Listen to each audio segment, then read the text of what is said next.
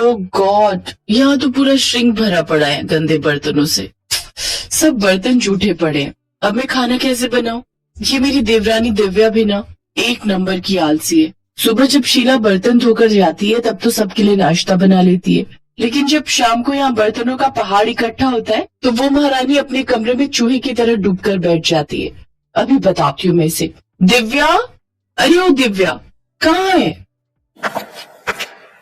क्या हुआ जेठानी जी? मुझे बिग बॉस देखना है। अरे मुझे यहाँ सबके लिए रात का खाना बनाना है, लेकिन यहाँ तो बर्तनों का ढेर लगा हुआ है और तू महारानी है कि जिसे अपना बिग बॉस देखना है। चल पहले जल्दी से सारे बर्तन धो। हैं? क्या मैं बर्तन धो? ना बाबा ना, मैंने आज ही मैनिक्योर करवाया है, फिर उसके पैसे वेस्ट चले जाएंगे। ये तो तेरा हर हफ्ते का बहाना है। जब जानती है कि घर के कामकाज में खराब होना है तो क्यों बेकार पैसे फूक कर आती है। चल अब बर्तन धो, मुझे खाना बनाने में देर हो रही है। एक बार कह दिया ना नहीं धोऊंगी, आप धो लो, मैं खाना बना लेती हूँ। इसी तरह दोनों एक दूसरे पर बर्तन धोने का काम टाले जा रही थी। उधर बाहर डाइनिंग टेबल पर बैठे घर वाले खाने का वेट कर रहे थे। हे राम, खाना कहाँ रह गया? मेरे पेट में तो चूहे कूद रहे हैं, लेकिन ये रसोई से आवाज कैसी आ रही है? माँ लगता है दोनों फिर से शुरू हो गई। धत तेरी की, फिर तो मिल गया हमें आज भी खाना। अनुज बेटा ऐसा कर, तू बाहर से ही खाना मंगवा ले। एक दिन इन दोनों बिल्लियों की लड़ाई में भूख के मारे ही मैं परलोक न सिधार जाऊं। हाँ भी ऑर्डर कर देता हूँ माँ, वैसे भी हमारे पास और चारा भी क्या है। उधर दोनों अभी भी बहस ही किए जा रही थी। ठीक है, फिर नहीं धो लेना तुझे बर्तन, तो मैं भी कोई खाना वाना नहीं बनाने वाली। रहो सब भूखे आज। अरे भूखे क्यों रहेंगे? कल रोहन जी ने खाना ऑर्डर किया था, आज अनुज भैया को बोलो, वो ऑर्डर कर देंगे। दोनों ये बोलने बाहर आती ही है कि तभी अनुज कहता है, कर दिया ऑर्डर। हम जानते हैं तुमसे खाना नहीं बनेगा। तुम दोनों से मिलकर खाना और बर्तन धोने तक का काम भी नहीं होता क्या? मुझे तो आप कुछ ना ही बोलो जेठ जी तो बेहतर रहेगा। मैंने सुबह का खाना और दोपहर का खाना बनाकर अपना काम पूरा कर लिया था। सिर्फ रोटियां सेकने को दोपहर का खाना बनाना नहीं कहते। हाँ, अब जो भी हो, काम तो हुआ था ना। बस करो, दोनों रिकॉर्डर की तरह शुरू होती हो तो बचती ही रहती हो। कुछ देर बाद डिलीवरी बॉय खाना ले आता है। सब चुपचाप उस खाने को खा लेते हैं। अगली रात दोनों में फिर से रात की रसोई का संग्राम छिड़ जाता है। तभी पड़ोस की कमला आंटी वहाँ आती है। ये ले रश्मि, आज अपनी बेटी के यहाँ गई थी। उसके बेटे का मुंडन था ना, तो वहीं भंडारा था। सोचा तुम्हारे लिए प्रसाद लेती चलूं। लो, तुम सब भी खा लेना। अरे वाह, फिर तो आज रात की रसोई बनानी नहीं पड़ेगी और ना वो बर्तन धोने पड़ेंगे। रश्मि ये देखकर खुश हो जाती है। फिर दोनों देवरानी जेठानी बर्तन ना धोने पड़े इसलिए एक बड़े से भगोने में आलू की सब्जी डाल देती हैं। एक कटोरे में हलवा और बड़ी सी परात में पूरियां परोस देती हैं। फिर सबको उसी में एक साथ खाने को कहती हैं। तुम पागल हो गई हो क्या? सब इसमें एक साथ कैसे खाएंगे? चल तो दिव्या, जरा इन्हें खाकर तो दिखा। दोनों पूरियां तोड़कर सब्जी में डुबोती हैं, खाने लगती हैं। उन्हें ऐसा करते देख सबको उन पर गुस्सा तो आ रहा था, लेकिन वो खाने के अलावा उनके पास और कोई चारा नहीं था। वो रात तो जैसे तैसे कट गई, लेकिन अगली शाम फिर वही कहानी छिड़ गई। देख, कल तो कमला आंटी भंडारा दे गई थी, लेकिन आज तो तुझे बर्तन धोने ही पड़ेंगे। क्या दीदी, मैं बहुत थक गई हूँ, आज रहने देते हैं। मैं उनसे कहकर बाहर से खाना मंगवा लेती हूँ। ये सुनकर रोहन गुस्से में आ जाता है। चुप रहो, अपना मुंह बंद रखना। आज हम दोनों में से कोई भी बाहर का खाना ऑर्डर नहीं करेगा। जाओ दोनों रसोई में और खाना बना कर लाओ। दोनों डर के मारे किचन में चली जाती हैं। क्या करे दीदी, अब तो रात की रसोई करनी पड़ेगी। अच्छा एक काम करते हैं, आप ये बर्तन धो लो तो मैं सबके लिए पुलाव बना दूंगी। हा, आई बड़ी बर्तन धो दो, खुद धो ले समझी। और रही उन लोगों के बाहर का खाना ना खाने की बात, तो कोई बात नहीं, हम उन्हें बाहर का खाना मंगवाने के लिए नहीं कहेंगे और ना ही हम खुद घर पर बनाएंगे। मैं कुछ समझी नहीं, अभी बताती हूँ। रश्मि डब्बे समेत नमकीन, मुरमुरा और बिस्कुट लेकर घर वालों के सामने रख देती है। ये रहा आप लोगों का आज का खाना। इन दोनों का बस चलेगा ना तो हमें रोज मंदिर के बाहर लंगर में बैठकर ही रात का खाना खाना पड़ेगा। इनके रहते तो हमें रात की रसोई नसीब ही नहीं होगी। बस बस बहुत हुआ, आज तो हम जैसे तैसे ये खा लेते हैं, लेकिन अगर कल से खाना नहीं मिला तो फिर तुम लोगों की खैर नहीं। जी ठीक है, लेकिन उनके पास इसका भी जुगाड़ था। अगले दिन दिव्या बाजार से जाकर कुछ डिस्पोजेबल प्लेट्स ले आती है। यार दिव्या, खाना तो डिस्पोजेबल में खा लेंगे, लेकिन खाना बनाने के लिए तो वो बर्तन धोने ही होंगे ना। कुकर, कढ़ाई, ये सब तो चाहिए ही ना। फिकर नॉट, ये देखो 2 मिनट में बनने वाली मैगी। अब हम सब यही बनाएंगे। दोनों फिर से काम चोरी दिखाती हैं और नूडल्स बनाकर डिस्पोजेबल में डालकर दे देती हैं। ये देख तीनों अपना माथा पकड़कर बैठ जाते हैं। लेकिन अगले दिन सास ने दोनों बहुओं को सबक सिखाने का फैसला किया। अगली शाम रसोई से बर्तन धोने की आवाज आती है। दीदी, अभी तो हम रसोई में गए भी नहीं, फिर ये बर्तन धोने की आवाज कहाँ से आ रही है? चलो देखते हैं। दोनों अंदर जाकर देखती हैं तो अनुज बर्तन मांज रहा होता है, रोहन धो रहा होता है और बूढ़ी सास पार्वती खाना बनाने लगती है। ये देख उन दोनों को बड़ी शर्मिंदगी होती है। ये आप सब क्या कर रहे हैं? बहू, अब तुम दोनों से तो ना बर्तन धुलते हैं ना खाना बनता है, तो हमने सोचा हम खुद ही ये काम कर लेते हैं ताकि हमें रात की रसोई खाना तो नसीब हो। तुम दोनों जाओ और आराम करो। नहीं माँ जी, हमें माफ कर दीजिए, हमारे रहते आपको ये सब काम करना पड़ रहा है। हाँ माँ जी, हमसे भूल हो गई, हमें अपनी गलती का एहसास हो चुका है। अब से आपको कभी शिकायत का मौका नहीं देंगे। हमारे रहते हमारे पतियों को जूठे बर्तन और माँ जी आपको खाना बनाना पड़ रहा है। नहीं नहीं नहीं, आप सब बाहर जाइए, हम 1 घंटे में खाना बनाकर लाते हैं। अच्छा ठीक है, तुम कहती हो तो रहने देते हैं। चलो बेटा। माँ और बेटे बाहर आकर खूब हंसते हैं और एक दूसरे को आंख मारकर कहते हैं, मिशन सक्सेसफुल।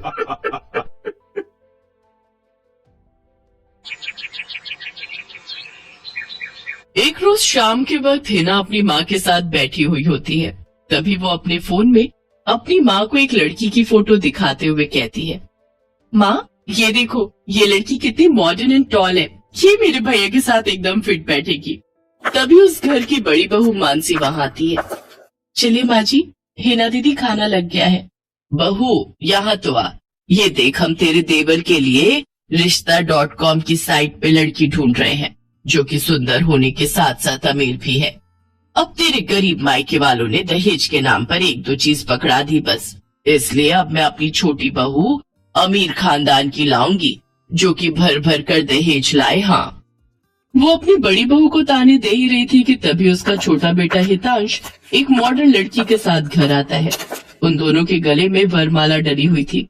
हितांश बेटा, ये लड़की कौन है? माँ ये जूली है और हम दोनों ने शादी कर ली है। क्या तुम दोनों ने शादी कर ली? मैं नहीं मानती इस शादी को।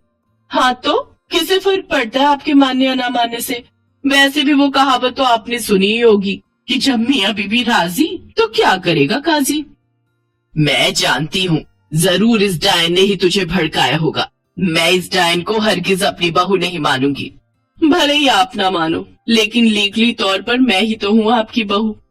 इसलिए अब जल्दी से जाइए और आरती की थाली लाकर मेरा गृह प्रवेश कीजिए। सास बेमन से अपनी नई बहू का स्वागत करती है। जूली हितांश के साथ अपने कमरे में चली जाती है। हे राम, माँ अपनी इस नई छैल छबीली के तेवर देखे, इसके तो रंग ढंग ही अलग है, बड़ा ही घमंड है इसमें। तू चिंता मत कर बेटी, कल इसका ससुराल में पहला दिन है। तुम देखना अगर मैंने भी इसका घमंड चूर चूर नहीं किया तो। अगले दिन सुबह हितांश के पिता यानी जूली के ससुर अपनी पत्नी से कहते हैं, विमला देखो तो सुबह के 10 बजने को है और ये नई बहू अभी तक अपने कमरे में सोई पड़ी है और आज इसका रसोई में पहला दिन है और ये अभी तक अपने कमरे में है। तुम रुको जी, अभी मैं इसकी खबर लेती हूँ। नई बहू, अरे ओ नई बहू। कुछ देर बाद जूली वहाँ आती है। क्या बात है मम्मी जी, क्यों सुबह सुबह इस घर को मच्छी बाजार बना कर रखा है? छोटी बहू, ये क्या तरीका है अपनी सास से बात करने का? हितांश, हितांश जरा बाहर आना तो। अब क्या हुआ जूली डार्लिंग? तुम चुपचाप से अपने बाप को समझा लो कि वो मुझसे तमीज में रहकर बात किया करे। पिताजी, आपने सुना जूली ने क्या कहा? नालायक, इस दिन के लिए पैदा किया है क्या तुझे कि तू अपनी बीवी का जोरू का गुलाम बन जाए? बस आपसे ही सीखा है पिताजी। जूली की सास खाने की लिस्ट नई बहू के हाथ में देती है और कहती है, ये ले, ये तेरी पहली रसोई की लिस्ट है। आज तुझे ये सब खाना हम सबके लिए बनाना है। और हाँ, उसके बाद किचन की साफ सफाई भी कर देना। सासू माँ, ना तो मैं खाना बनाऊंगी और ना ही सफाई करूंगी। बहू आई है घर में, कोई काम वाली बाई नहीं जो उसे आते ही काम बता दे। भले ही ससुराल में मेरा पहला दिन हो, लेकिन इस पहले दिन से ही अब आप लोगों की जिंदगी बदलने वाली है। तो मेरी प्यारी ननद जी, पहले तो आप इस घर की साफ सफाई करोगी और सासू माँ आप बनाएंगी खाना, और वो भी मेरी पसंद का। मैं ये सब नहीं करूंगी, समझी? देवरानी जी, ये सब क्या कह रही हैं आप? हम इस घर की बहू हैं और ससुराल वालों का ख्याल रखना हमारा फर्ज है। जेठानी जी, इन जैसे फर्जी लोगों के लिए काहे का फर्ज? इनके साथ तो यही होना चाहिए। बड़ी जुबान चलती है तेरी, मैं तो तुझे छत से धक्का ही दे दूंगी, फिर तू भूतनी बनकर भटकती रहना। और ये हो गई आपकी कही बातों की सारी रिकॉर्डिंग।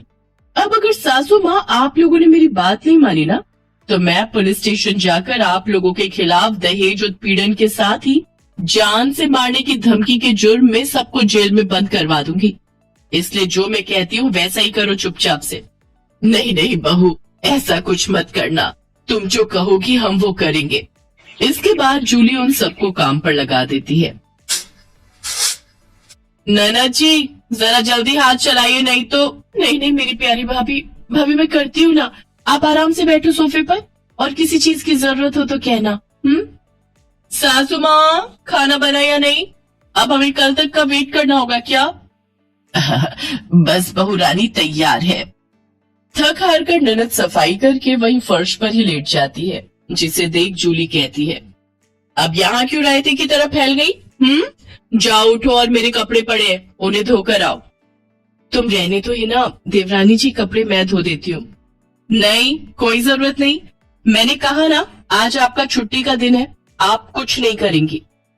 उधर सास पसीने से तरबतर होकर रसोई से बाहर आती है और सबके लिए खाना लगाती है। उफ, ये कोई खाना है? इसकी तो शक्ल देखकर ही खाने का मन नहीं कर रहा। ले जाओ ये खाना, मुझे नहीं खाना, मैं अभी अपने लिए कुछ बाहर से ऑर्डर कर रही हूँ। लेकिन बहू, मैंने इतनी मेहनत से बनाए हैं, पूरे 2 घंटे लगे हैं मुझे रसोई में खड़े हुए, तो मैं क्या करूँ? आप ससुर जी ये खाना ले जाकर बाहर कुत्तों को डालाना, और आपको जो मैंने सब्जी लाने का काम दिया था, क्या वो आपने कर दिया?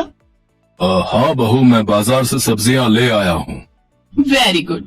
अच्छा लिसन, शाम को मैंने घर पर पाजामा पार्टी ऑर्गेनाइज की है, तो अब आप तीनों जाओ और जल्दी से जाकर शाम के खाने की तैयारी करो। इसके बाद वो तीनों किचन में जाते हैं। हिना रोते हुए अपनी माँ से कहती है, माँ, ये नई भाभी हमारे साथ ऐसा क्यों कर रही है? बड़ी भाभी ने तो कभी हमारे साथ ऐसा नहीं किया। हमारा किया हमारे सामने आ रहा है बेटी, हमने जो बड़ी बहू के साथ किया है उसी की सजा हमें मिल रही है। तभी जूली, हितांश और मानसी भी वहां जाते हैं। चलो सासू माँ, आपको अपने किए का एहसास तो हुआ और मेरी सहेली की कीमत भी पता चली। हाँ सासू माँ, मानसी मेरी सहेली है। क्या ये सच है बड़ी बहू? हाँ सासू माँ, ये मेरी बचपन की सहेली है और आगे की पढ़ाई के लिए विदेश चली गई थी। जब इंडिया आई तो ये हितांश से मिली और इन दोनों को प्यार हो गया। फिर जब हितांश ने मुझे इससे मिलवाया तो पता चला कि ये मेरी बचपन की दोस्त जूली है। सॉरी माँ जी, मैं आपके साथ ये सब करना तो नहीं चाहती थी, लेकिन आपने जो मेरी सहेली के साथ किया उसी का बदला लेने के लिए मैंने ये सब किया। बड़ी बहू, हमें माफ कर दे, तेरी तकलीफ को हम समझ ही नहीं पाए। इसके बाद सबने मानसी से माफी मांगी। मानसी ने सबको माफ कर दिया और इस तरह नई बहू का ससुराल में पहले दिन का प्लान पूरा हो गया।